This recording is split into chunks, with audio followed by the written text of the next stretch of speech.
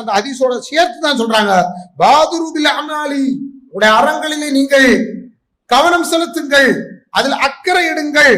சுத்னன் கத்இல் லைலில் முஸ்லிம் யுஸ்பிஹு الرجل முஃமினன் வயும்சி காஃபிர் வயுஸ்பிஹு الرجل முஃமினன் வயும்சி காஃபிரன்.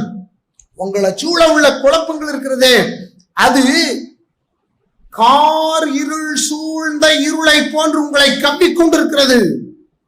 கார் இருள் சூழ்ந்த இருளை போன்று இந்த ஃபித்னாக்கள், இந்த குழப்பங்கள் உங்களை கவ்விக்கொண்டிருக்கிறது.